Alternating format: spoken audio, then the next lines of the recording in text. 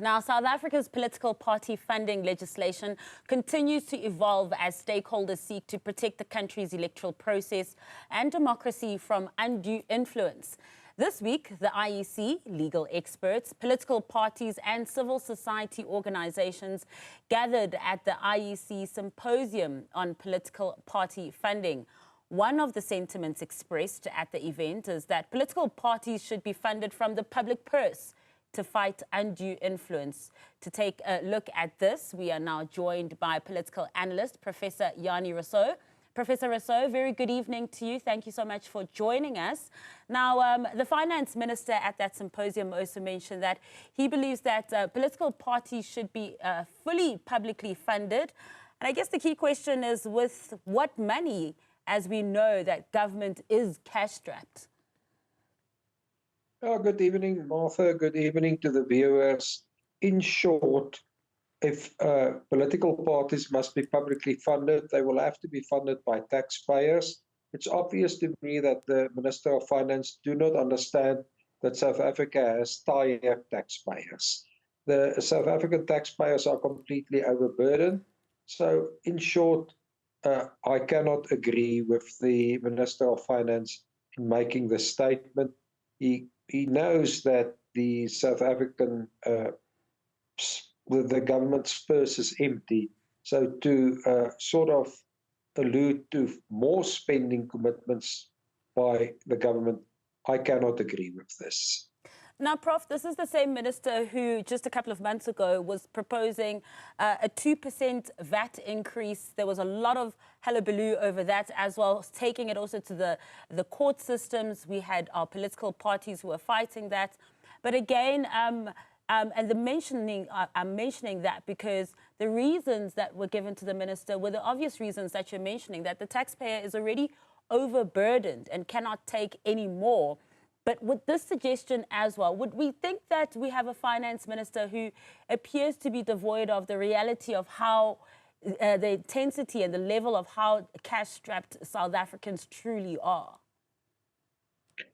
Yeah, I really have to ask the same question, what you are asking, Martha, but it also shows to me that the ANC, of which the Minister of Finance is a member, has run out of ability to collect money through donations. So, in my view, the minister's motivation is the financial difficulty that the ANC finds itself in.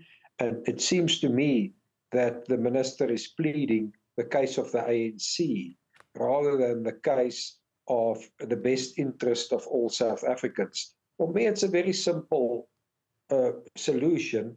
Just get political parties in South Africa to disclose all donations from a minimum limit of R1. Disclose everything. As it is, the ANC wants to up the limit from where political parties must disclose donations. I want to down that limit to every R1 received. My second point is, if political parties do not disclose, what will the remedy be? Will they be prohibited from participating in general elections? Will they be banned from parliament, which cannot be done in terms of our constitution? The minister also did not explain the remedies in the instance where political parties do not meet the conditions for funding of political activities. You know, Professor Rossouw, you mentioned a very interesting point as well when you speak about the motive behind such a suggestion or proposed move when it comes to the political party that the finance minister belongs to, the ANC, that perhaps they aren't getting as much funding as they used to get. So this is kind of the motive behind it. But also the finance minister said that one of his motives is to safeguard against undue influence. And for there to be transparency. Would you say that in that aspect he has a point? Oh, my problem is that if that is his motivation, we will have to pass legislation to say political parties may not accept any other money from anyone else. And then the minister must explain to my satisfaction and the satisfaction of all South Africans, how that will be policed. If a political party is then caught out having accepted money from anyone else but the public purse, will they be banned from participating in the next election? I don't know whether you can do that. Will they be banned from Parliament? I'm not a lawyer, but I don't know whether you can do that. So what is the remedy then?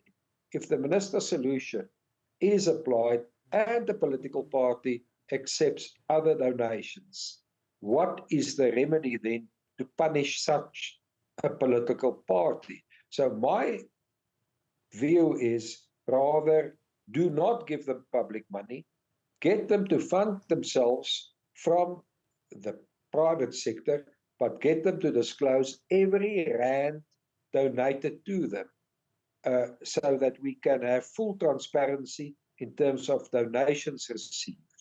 Yeah, and you know, Prof, as it stands, majority of municipalities are either bankrupt or close to bankruptcy, and they're in need of more money from national, and that speaks to local governance and the face of service delivery. Now, if we can't get those finances for service delivery, how do you think South Africans will react to political parties receiving money and money being spent on politicians and their political parties? Yeah, interesting question. You will have to ask the average South African. You ask me, it's completely unacceptable. I know that at the moment, political parties already get through a funding formula in terms of their representation in Parliament, some funding, but it's as if the ANC has lost total respect for the money of taxpayers. We've recently heard earlier this week that this planned national dialogue will cost something like 700 million rands, which shows to me a total disregard of the hard-earned money collected through taxes by the government. If the ANC, under leadership of Mr. Ramaphosa and his office, who announced this national dialogue, can think that it's a good idea to spend 700 million rands on it, all I can say is Solidarity built Soltech training institution for 300 million. Rather build 2 Soltechs with that money. It will do much more for employment in South Africa than a national dialogue for that sort of money. Professor Jannie Rossouw, really appreciate your insights and for you joining us on the Saturday evening. Thank you so much.